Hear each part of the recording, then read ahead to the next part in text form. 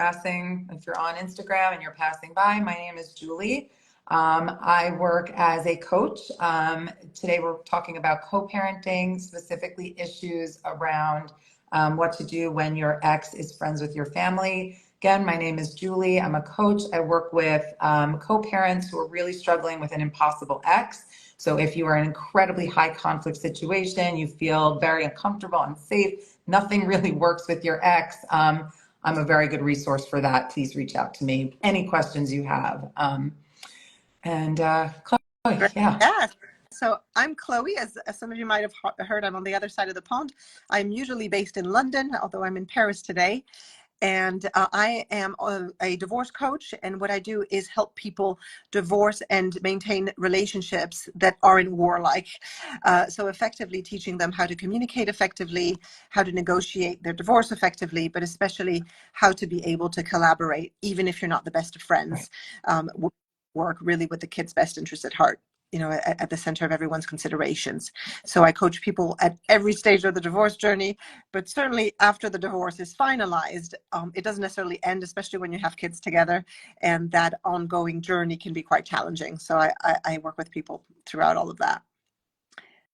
Awesome. Should we kick off, Julie? Yes. All right. So I think we've said it a number of times. If you're passing through on Instagram, we're just talking about different strategies and ways of thinking about what to do when your ex is maintaining relationships with your family, with your friends, and you're not super happy about it. Chloe, why don't you get started? Yeah. So the first thought that came to mind to me is, what is being friends still with them, right? Sometimes it can be just they're still connected on Facebook or God knows what, or they're actually like hanging out. And, are they hanging out right or two, or are they just on their own? I think in any case, it's usually quite confusing for people to see that relationship persist, and it can be quite hurtful. I remember, my parents were still quite friendly with my former mother-in-law after I got divorced, and I felt really like it was a lack of loyalty towards me, and it can be really hard to live with. So what would you say in terms of how people address that? Like, what do you do about it? Yeah, look, again, my heart goes out to you. It's really hard. It's hard when someone's friends with someone you don't really like. You're kind of like, whatever, right? So I really get it. I really get that this is challenging. And I think, unfortunately, and again, we've had these themes, and it's like the same themes kind of come up no matter what the issues are. This particular issue is not really an issue for your kids. So it's really your issue. Your kids are not going to have a problem if everybody's talking. So unfortunately, this is going to be your issue. There's not going to be a whole lot that you can do here. So the first question is, what's in my control? What's not in my control? And, I think really identifying what's not in your control and letting that go. And then what's in your control is really your decisions on how you're going to now deal with this, which means you get to decide what information you now share. You get to decide the amount of time you now spend with your family. You get to decide whether you want to interact with them anymore, right? Like, these are all the choices that you have. What you don't get to decide is whether or not they're friends, whether or not they interact, whether or not they have those relationships, no matter how much you don't like it. So I think that's your first step, is recognizing where you have control and where you don't. And even though it sucks, you have to let some of that go and then focus your attention on what's in your control. Now, going back to the fact that this has no impact on your kids, so there's not a whole lot you can do. What will have an impact on your kids is if you make this an issue. If you are constantly making this a problem, and I don't want to talk to your grandparents because they're talking to your dad and I'm not interested and I don't, now you're creating an issue for your kids. So the best thing you can do is find a place of peace. Yeah.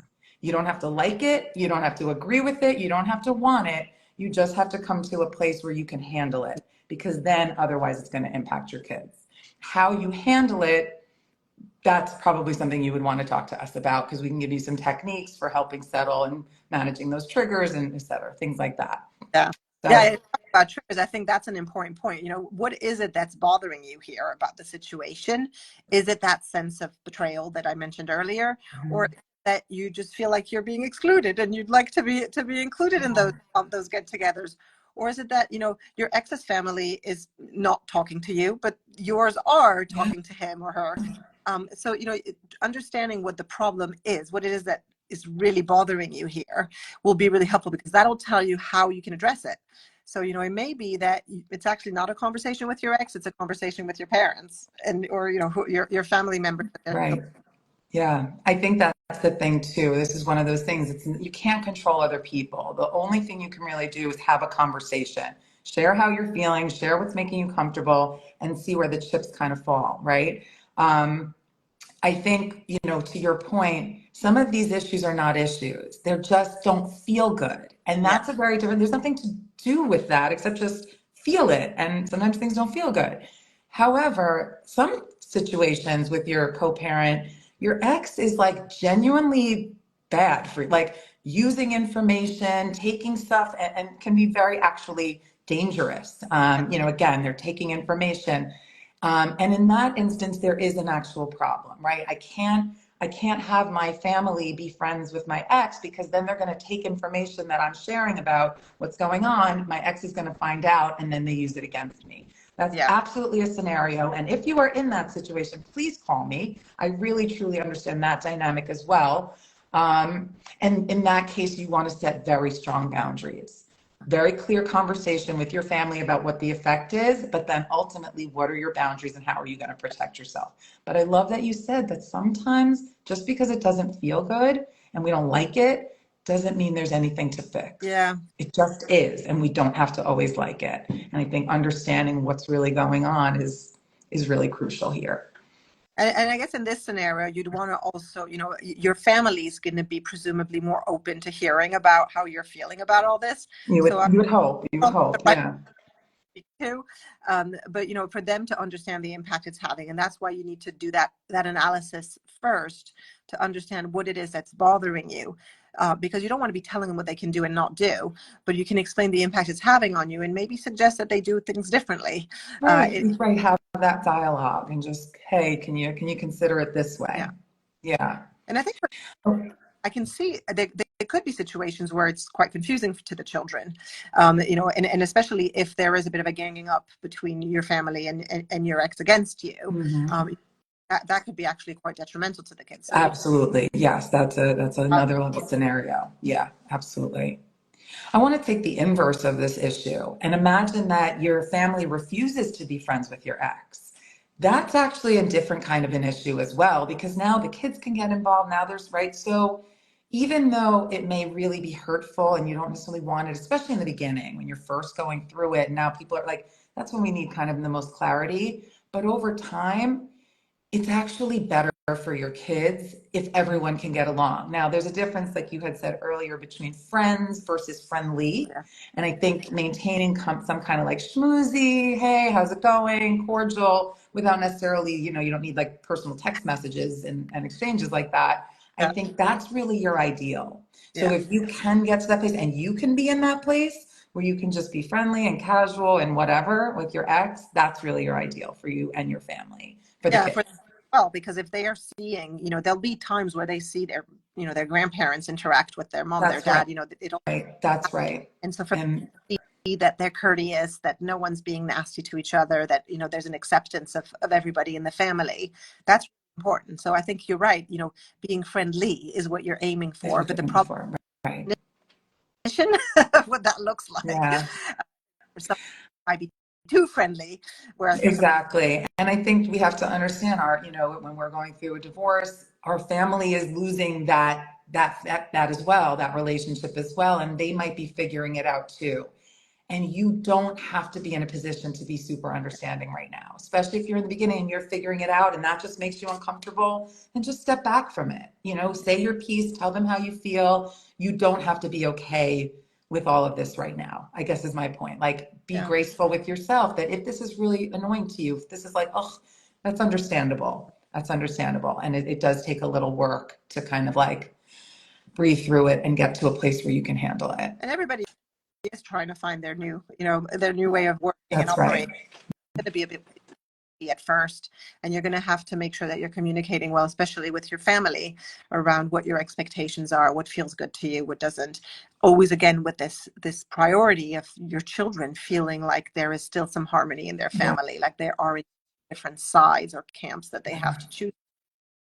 Yeah. And so I think, one of the things that I think could be an issue with this as well is, the feeling that now your kids maybe go to their grandparents and now they're sharing information is going to get back to your ex. And there's things that are private you don't necessarily want them to know. And that's really challenging, right? I think this is where there's really no perfect, and there might be boundaries that you can draw, but you're not going to be able to draw perfect boundaries. So I think the kind of thing creating as many boundaries as you can, while also understanding that this is challenging, even though it might be better for your kids. And Does that make sense? Like, it's not always all good, even though it's I right. I think it totally makes sense. And I think, there's all kinds of situations. I had a client who, throughout her marriage, so before she got divorced, her parents were always telling her that she was so lucky to have her husband, that he was so wonderful.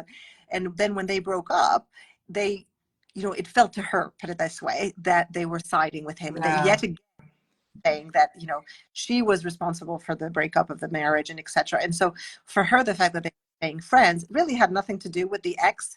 It had to do with her parents choosing someone else over her and not prioritizing her. right. And that was a whole other issue. And actually she was getting really hung up on this conversation about her ex, but it really wasn't about that. She needed to have a It serious was her own, I think that, I mean, look, that's a universal thing. What brings up an issue in us is yeah, about us. And that goes to your point earlier. If you are feeling uncomfortable about the fact that your ex is friendly with your family or friendly with your other friends, the first thing you need to do is understand where that's coming from and make sure there's actually an issue here that's going to be problematic for your kids, as opposed to just, oh, I just kind of feel weird, or this means my parents don't approve of me, or this, right? Because it's probably bringing a lot of things up. Totally understandable. But I think that first step, where is this coming from? Whenever we have a feeling around our ex, crucial question. Crucial question. issue. And I think one that people don't often appreciate, or at least aren't necessarily warned about, but whether it's your family or your friends, when you split up assets, you split up time with your kids, but you also split up your social circle. And it's really difficult to accept that some people who you thought were kind of a given that were going to stay with you actually choose your ex. And in an ideal world, they would have to choose, but the reality is in a lot of cases, they do end up kind of aligned. Yeah, I have an example personally, right? I remember going through my own divorce, and there were people we had become friends with as couples who I remember getting these messages or going, and they were like, don't worry, we're going to stay friends with both of you. And I remember thinking, like, no, you're not. Like, no, you're going to. And I just want to, I guess, point out, like, yes, that's going to happen. And if you can maintain that, great. If you're not comfortable and you're like, no, I don't want to be, I just need a little more stuff, that's fine too. Right. And you're right. Like, it is sad, and we may need to step back from friendships. But again, just because it's sad just doesn't mean it's not the right thing to do. And you are allowed to say, like, with your family, with your friends, set those boundaries and step back if it just doesn't feel safe, comfortable, or you just need some ego space, to kind of just feel like, oh, whatever. That's all fine. This Especially is one of right. those issues. I'm sorry. Yeah. Fair enough, especially right after the divorce. You want to Yes, take have your support. space, take your distance. Yeah, This is one of those issues, like, it's not there's no court issue. You're not getting this done with legal, work, unless you can prove that there's some legal things happening. This is just one of those emotional response yeah, things where you need to identify what's best for your kids and then take care of yeah, yourself. And all of it's okay. All the feelings are normal, and whatever you decide you want to do going forward is totally reasonable. yeah. Really, this is one of those kinds of things. And it's like a lot of the themes we address. It really is about thinking about how it's impacting your That's kids. first and foremost, and then how you take care of yourself. Yeah. If Yeah. about it doesn't mean they are. Understanding that it's not necessarily the same, they don't necessarily share your feelings, and that potentially this is actually something good for them, because if they see their family in the wider sense being connected and speaking to each other and getting along, that's all really good, because it's sending them the message that there is no war, there is no side for them to choose, and that they still have a united family. The problem is if that, it ends up being kind of taking sides, and then it becomes really problematic. Yeah. And that's when you want to. I think going back to your point, like defining what friends Mhm. means. Friends is actually really beneficial. If it's not friends and it's more they're aligning, and now your kids are hearing, and they're bad mouthing you with your ex and your kids are getting about, that's a different level. Right now, we're talking about an actual issue that's affecting your kids. Yeah. Your ex just being friendly with your family or friends with your friend, kind of something you're going to have to just help, work through. Yeah. Yeah. Something hurtful, but not bad, unfortunately. Hurtful, but not bad. Perfectly said. Just because it doesn't feel good doesn't mean it's the wrong thing. Yep. And this is one of those things. Anybody have any questions? Anybody dealing with this? I wonder if anyone who's on the call has had this kind of Yeah. experience. Anyone's ex friendly with their families? Anyone feel like their exes are, joining up and, ganging up on them with their families or friends? And Nothing like from that. my perspective, it would be, thinking of my own divorce, I would feel a lot more uncomfortable if my parents were aggressive or, openly hostile to my ex than them being Mhm. friendly. So I don't particularly love them being friendly, but it's still a better situation. It's the preference. Yeah. I don't want my kids hearing their grandparents saying bad things about their dad. It's that I simple. agree. I agree. I have to say, I give my parents, they've really struck the most ideal balance where they 100% are loyal to me, no question about that, but they understand the language and the way to talk about this stuff around my daughter. And they really do put that first, while I never question their loyalty. So I really do, appreciate that. And yeah, Nicole, I see that too. And my parents too, they don't have any interaction, but they don't badmouth. They just keep it neutral, easy breezy. If they run in, it's a hey, and that's it, just business and keep it formal. But everyone, Yeah, and I'm okay with that as well. And I think that's true too. I think if your parents also, we're saying it's best for everybody to get along, but sometimes it's not best. And if your parents are like, look, this is too uncomfortable for me, and I really need to keep my space from your ex because they did some bad things to you, and I can't like, which, something, that's okay yeah, too. Again, this is one of those issues. As long as your kids are being put first, you get to choose how this, what makes you comfortable yeah, and feel safe, and recognizing you don't get to control what makes other people feel comfortable and safe, including your yeah. parents or your family or your brothers or sisters or whatever. But This is kind of the same. Oh, I'm so sorry. Go ahead. sorry, it's just really, I think that's the key really, is accepting that there is no magic formula. It's whatever feels right to you, Mhm. what family, and finding a balance, and just being patient that it takes a little while for everyone to find their footing after divorce. It's not everything falls into place overnight. You're going to have to figure out what feels comfortable, what kind of relationships you want to have. It might be that your initial, upset fades actually over time, and that in the end you're not that bothered. So just accepting that it is an adjustment period for everybody, including your parents, including your ex, and Yeah. of course including the kids. And if you have these different roads into your ex and your ex has a nice relationship with your parents, sometimes you can actually get some influence there. And your parents can have, it can help make things work better. So yes, I think what we're saying is there's no right or wrong way, including your parents get to choose as well. There's no right or wrong for them. You want to keep it always child focused, and then taking advantage of the situation and the best possible, making it as good for you as you possibly can. And if you're having trouble figuring that out, or it's just like burning you up inside and you can't, then you definitely want to reach out to somebody, because then we need to just change your mindset about it and come up with a way of thinking about it that just feels more peaceful.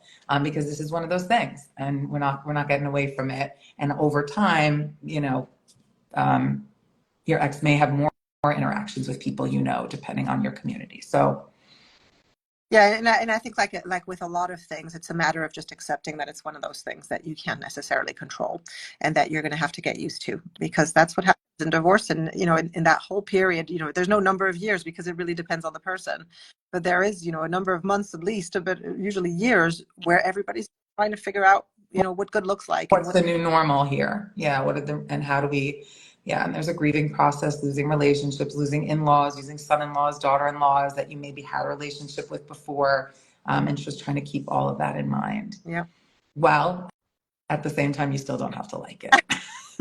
You still don't have to like it. understandable.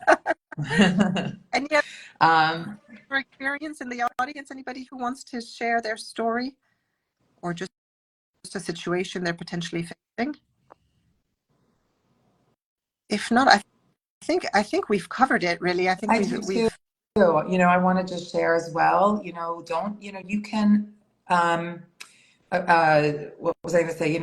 I think for me, my experience, the people that I really appreciated were the people who understood that it was difficult and they didn't get to, the friends that kind of like allowed that flexibility. So as much as you can also allow that flexibility, I think you're going to give yourself, it'll be the easiest for you as well.